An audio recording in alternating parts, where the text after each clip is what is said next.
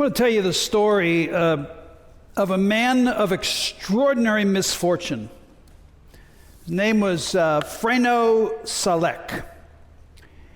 This is him. In 1962, Freno was traveling by train from Sarajevo in what was then Yugoslavia to Dubrovnik. His train jumped the tracks, careened into an icy river, drowning 17 of his fellow passengers, and he received a broken arm and hypothermia. A year later, on his first and only airplane flight, the plane he was traveling in crashed. It went down, killing 19 people. Incredibly, Freno was sucked out of the plane, out of a malfunctioning door, and landed unharmed in a haystack. Later, Freno was on a bus that skidded off the road into another icy river. His misfortune did not end with the train, plane, and bus. Two of his cars he was driving caught on fire, one time burning off all his hair. He was hit by a bus, and in 1996, swerving to avoid an oncoming truck, his car barreled off the road. He leapt free at the last second as his car plunged 300 feet off a cliff. The only truly fortunate thing that ever happened to him, and this is almost comical, is that in his older life, he bought a lottery ticket and won $1 million. However, the reason why he bought the lottery ticket is he was celebrating his 5th marriage. Some people call Freno the luckiest man that's ever lived. I would say he was one of the most miserable men that ever lived. Misery was not far from him. So I wonder how many of us feel the same way. You may not have crashed in a plane or had your bus crash or your hair caught on fire, but you may be in the middle of a struggle yourself. Or maybe it's a long-lasting struggle. Maybe you've had many seasons of despair. Maybe you have a catalog of suffering. Misery presents a real problem for people of faith.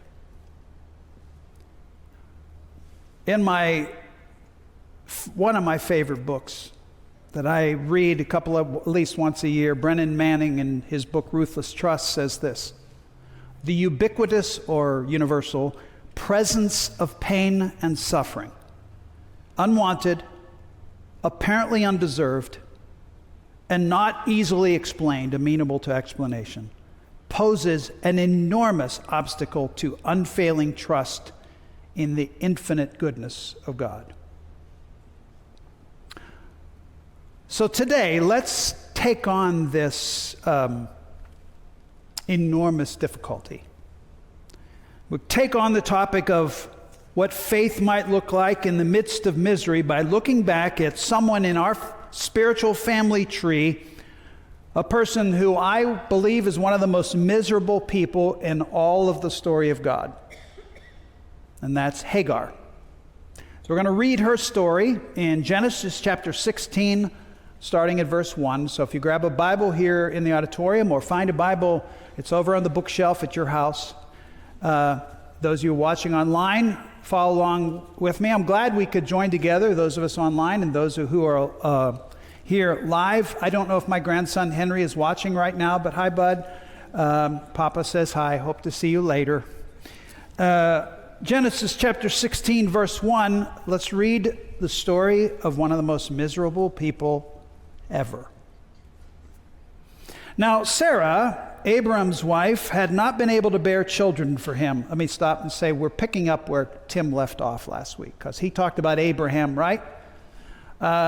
So Sarah, this is Abraham's wife, had not been able to bear children, but she had an Egyptian. Now, our Bibles here say servant. That's a bad translation. It is slave. She was a slave. Sarah had an Egyptian slave named Hagar. So Sarah said to Abram, "The Lord has prevented me from having children, so go and sleep with my servant, my slave. Go sleep with my slave. Perhaps I can have children through her." And Abram agreed with Sarah's proposal. So Sarah, Abraham's wife, or Sarai, Abram's wife, same people, took Hagar, the Egyptian slave, and gave her to Abram as a wife. This happened 10 years after Abraham had settled in the land of Canaan. So Abram had sexual relations with Hagar, and she became pregnant. But when Hagar knew she was pregnant, she began to treat her mistress Sarah with contempt. Then Sarah said to Abram, "This is all your fault. I put my servant into your arms, but now that she's pregnant, look, she's treating me with contempt. The Lord will show you who's wrong, you or me." Now that's a rhetorical statement. She knew she was blaming Abraham for this. Abram replied, "Look, she's your slave. Deal with her as you see fit." Then Sarah treated Hagar so harshly that she finally ran away. Wow. So let's take a moment and chronicle, let's bullet point Hagar's misery. First of all, she was a slave. Now, based on the story we heard last week from Tim about how Abraham and Sarah ended up in Egypt, and Abraham was concerned because Sarah was so beautiful, and so he lies to Pharaoh and says, "Well, this is not my wife. This is my sister. Yes, she's beautiful. This is my sister." And Pharaoh starts to make advances on Abraham and finally realizes, "This is not your sister. This is your wife." And Pharaoh is just furious and kicks Abraham. They get out, and then to maybe assuage his guilt for what he did, he gives Abraham, and you can read it, and I think it's in 13, you can, here, take these camels, take these cattle, and here's a few slaves, men and women slaves. I believe that Hagar was one of those slaves that was given to them by Pharaoh. So she was not living with the Abrahams out of love or hire. She didn't want to be there.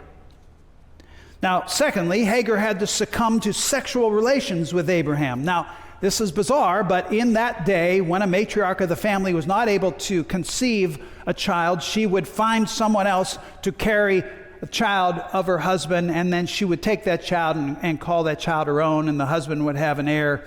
That may have been socially acceptable in the ancient world. It's still monstrous. Come on. It's monstrous what she did.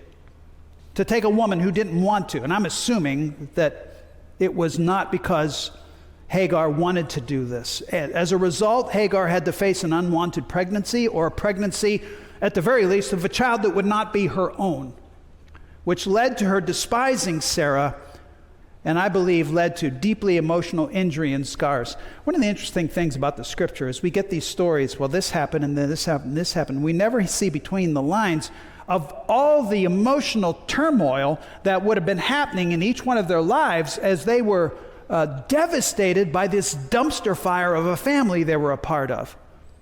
So it was an absolute mess. So far, Hagar has had a rather miserable life, and I want to tell you it gets worse. Sarah, controlling, narcissistic, threatens her husband, says, "This is your fault. You caused all this." You can see him you can almost see him throwing his hands in the air and saying, "Look, she's your slave, do whatever you want." And then what the scripture says here in our translation is Hagar is then treated harshly. That is a bad translation. The Hebrew word means she was humiliated, she was defiled, she was abused. And it's so bad that Hagar, remember she's a slave, becomes an escaped slave. She becomes a fugitive. She runs away. So the bottom line is our introduction to Hagar is nothing but misery. But what happens to her when she runs away is extremely unusual. So let's read what happens starting in verse 7. So she's run away, she's pregnant, she runs away.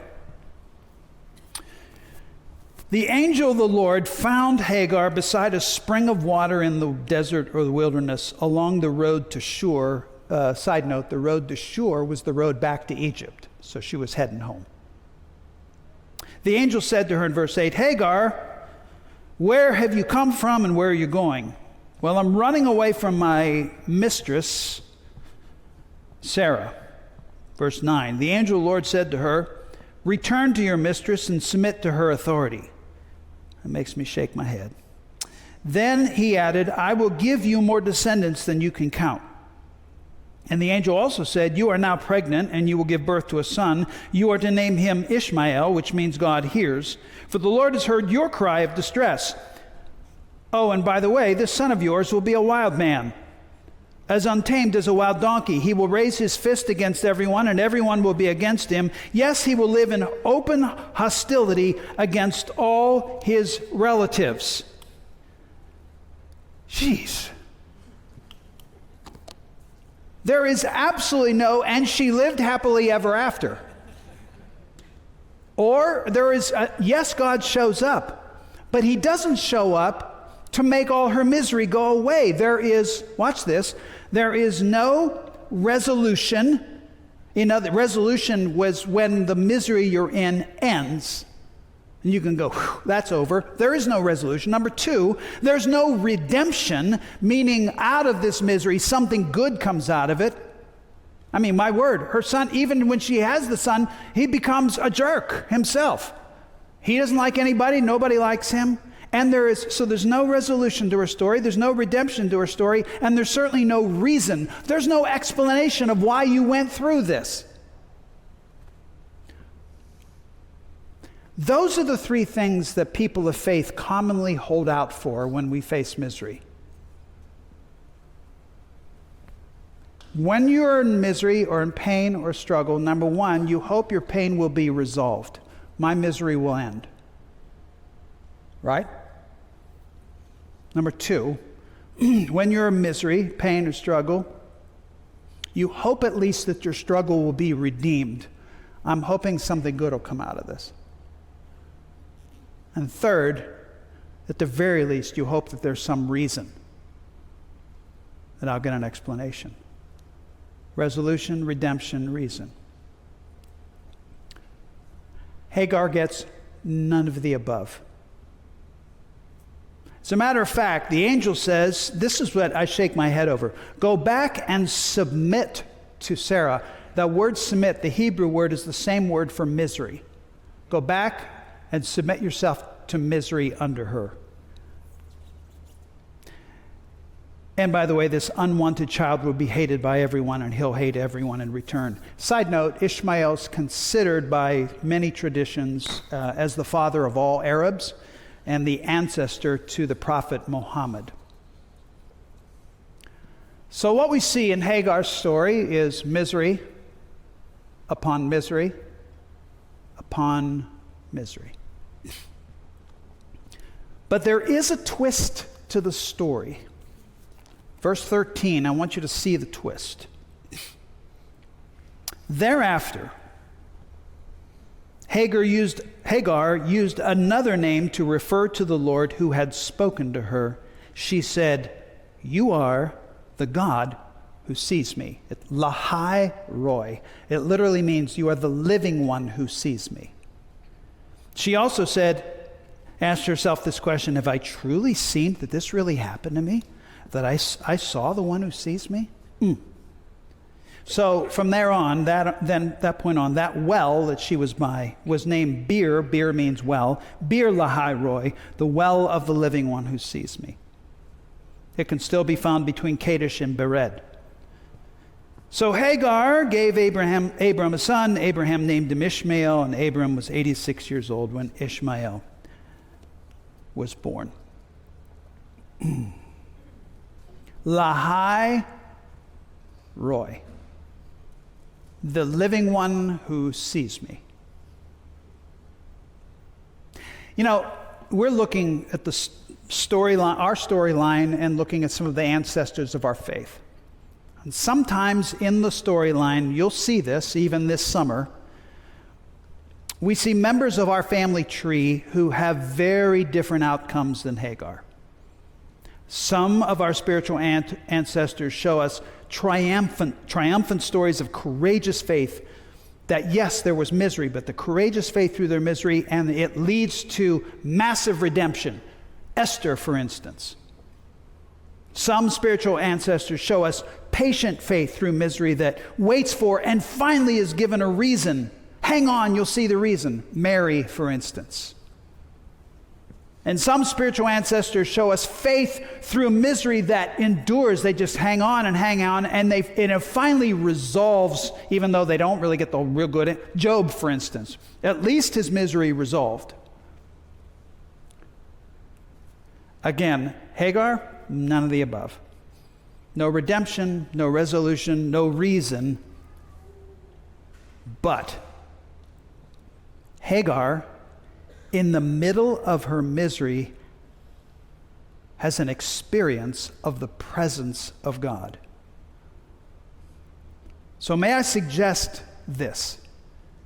When your misery seems to have no resolution or reason or redemption, perhaps it's enough to know that God sees you. Brendan Manning reflected on that and said, a fleeting, incomplete glimpse of God, the obscure, yet real, penetrating, and transforming experience of his incomparable glory somehow awakens a dormant trust when you realize that something is afoot in the universe. I think he was describing what happened to Hagar. She didn't get everything she really longed for, but what she got was a real, penetrating, transforming experience. That's why she said, this really happened to me? Did I really have a brush with the God who sees me? And this doesn't really play out much, but I'm going to guess that Manning was right. I think it awakened a dormant trust in Hagar somehow. Hagar says to God, you see me? I'm not alone. I'm not unloved. I'm not unknown. You see me. When your misery seems to have no resolution or reason or redemption, perhaps it's enough to know that God sees you.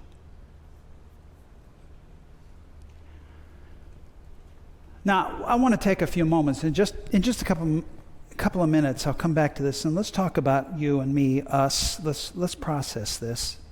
And I want to give you a bit of an experience where you can actually ask the question to God that Hagar asked of herself, did I really experience God here? But before we do, there is an afterword to Hagar's story. And unfortunately, her misery's not over. Turn to chapter 21 of Genesis 21. So what happens is she returns to Abraham and Sarah. She gives birth to this wild donkey of a child. What a nice thing to say about somebody's child. Wild donkey of a child. And some of you are going, I know all about that. But at any rate, Sarah is Abraham's wife, finally able to conceive. She has her baby named Isaac. But apparently the hatred was never resolved between her and Hagar. It continues. So look at verse 8. When Isaac grew up and was about to be weaned, Abraham prepared a huge feast to celebrate the occasion. But Sarah looks over and sees Ishmael, the son of Abraham, and her Egyptian servant slave Hagar, making fun of her son Isaac. I don't know.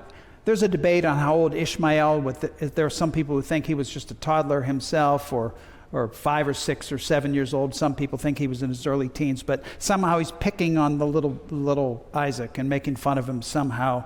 And this infuriates Sarah. And so she says, look at verse 10, she turns to Abraham and demands, get rid of that slave woman and her son. He is not going to share in the inheritance with my son Isaac. I won't have it.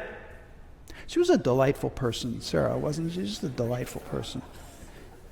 Well, verse 11, this upset Abraham very much because Ishmael was his son. Come on, this is my son. Yeah, wild donkey, but he's my wild donkey. Verse 12, but God told Abraham, do not be upset over the boy and your servant. Do whatever Sarah tells you, for Isaac is the son through whom your descendants will be counted. But I will also make a nation of the descendants of Hagar's son, because he's your son too. So Abraham got up early the next morning, packed a couple of sandwiches and a bottle of Gatorade, strapped them onto Hagar's shoulders. Then he sent her away with her son, and she wandered aimlessly in the desert, the wilderness of Beersheba. Nice, Abraham. Give her a picnic and some water and send her off in the desert. To what? Likely die. This next part of the story is hard to read, and as a grandpa and as a dad, it just breaks me up when I think about it. In short order, it doesn't surprise us that Hagar and Ishmael begin to die of thirst. Verse 15. When the water was gone, she put the boy in the shade of a bush. She can't even handle this, so she puts him in the shade of the one bush she finds, and she goes away, sat down by herself about 100 yards away, saying, I cannot watch this boy die. And she bursts into tears. But God heard the boy crying, and the angel of God called to Hagar from heaven, Hagar, what's wrong? Don't be afraid. God has heard the boy crying as he lies there. Go to come to him and comfort him, for I will make a great nation from his descendants. Then God opened Hagar's eyes, and she saw a well full of water. She quickly filled her water container, gave the boy a drink. And God was with the boy as he grew up in the wilderness. He became a skillful archer, and he settled in the wilderness of Paran. His mother arranged for him to marry a woman from the land of Egypt. Okay, so maybe a small portion of resolution, but certainly not enough resolution to make up for the avalanche of misery that she had experienced in her life. But I want you to note again what transpires in this deadly moment, what transpires between Hagar and God. Do you remember what happened with the first moment between her and God? She says, God what? Saw me. Here, God hears me. God heard the boy. The angel said, God has heard him crying. Story part one, God has seen me. Story part two, God has heard me. When your misery seems to have no resolution or reason or redemption, perhaps it is enough to know that God sees you and he hears you.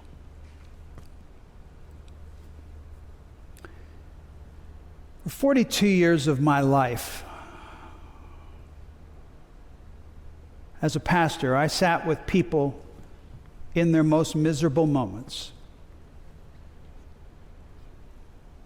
It's been interesting over the last 2 years, and I know the subscript says I'm retired. I'm retired from pastoring. I'm not retired. But over the last 2 years, as I've processed the 42 years of pastoring, I've had flashbacks. Not like psychological flashbacks, but flashbacks where I have found myself sitting in that moment and holding in my arms that family member whose loved one just took their own life. And I saw myself in the emergency room as a life was ebbing away from an accident. And I found myself there was a time, there were some dark times of the last 2 years, and they still keep. Side note, there's also like great memories too, and baptisms and life change and salvation and wondrous and babies being born and beautiful things, all those wonderful things too. But you know, the things that stick with me are the miserable people that I have sat with and processed. I've sat with too many people where I knew and they knew there was no resolution on the horizon. Too many of those. And I can tell you story after story of people that I sat with in their misery, and as much as I wanted to help them understand a reason for it, there was no reason for it. Even though they asked me for it. Surely there's a reason for this, right? I'm like, and certainly I've sat with so many people for whom there was no redemption. There was no heroic story at the end of all the suffering.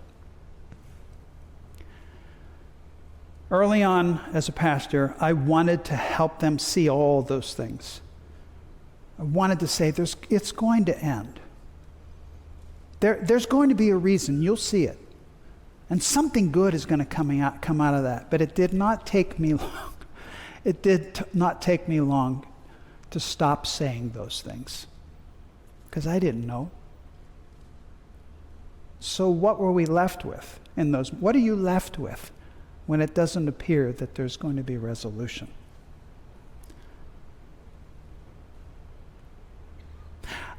I found myself simply, and this is not just for other people's misery, but my own, simply trying to remind them and myself that in the middle of their struggle, they were seen and heard. I tried, and I think this is important to do, to pull up the shade to allow the glory of God to peek into the darkness. God's enormous size and power and magnificence is described with the Hebrew word kabod. It means heavy, and it also means light. And sometimes we need a little glimpse of the kabod. We need a glimpse of the light when all seems dark. See, Hagar got a glimpse of the light. And she had a pretty startling experience with the God of the universe. She realized in the middle of her misery, and maybe this will be enough for you, that in your tears and your crying and your suffering, God is in rapt attention. Maybe that'll be enough. Or that you'll realize that God is present and near and beside you and behind you. And maybe that will be enough for you to be able to carry on. So for those of you who are experiencing misery that goes on and on and on and on, can we try something for a few moments? Look, I hate to take you here, and you probably like, I came to church this morning to escape my misery. But can we be honest? Can we be straight up honest? Your resolution, you may not experience resolution. You know that, right? You may not find any redemption in your pain. You know that too, right? And as much as you want a reason for all this, it may not be coming. So let's would it be enough for you today? Those of you watching online, and those of you here, would it be enough to know, would it help you to know right now that God sees you and that He hears you? Perhaps that's enough.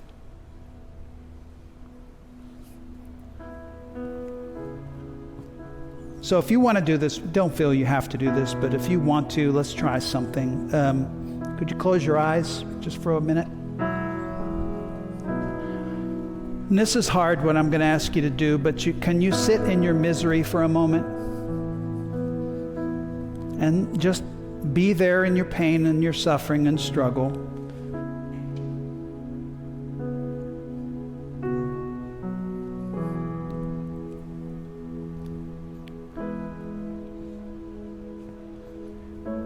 And in your pain and your misery and your struggle, would you ask God this question? Ask Him this question. Do you see me?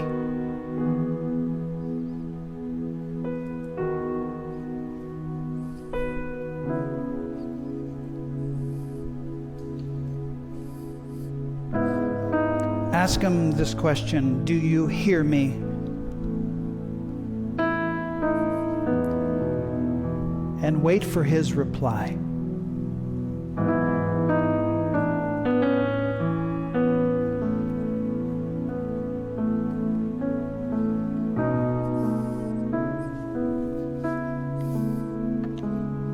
What do you feel right now?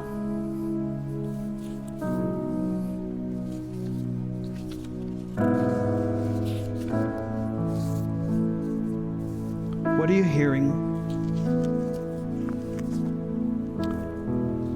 A fleeting, incomplete glimpse of God awakens a dormant trust. Something is afoot in your universe, and God is present, even in your misery. He is there. Thanks for watching, but don't stop there. We want you to find community at Grace Church, and the first step in doing that is going to gracechurch.us/hub. There you'll find other sermons, details about upcoming events, and other important announcements. And make sure you subscribe to our channel so you don't miss out when we post something new. Thanks again for watching. We'll see you next time.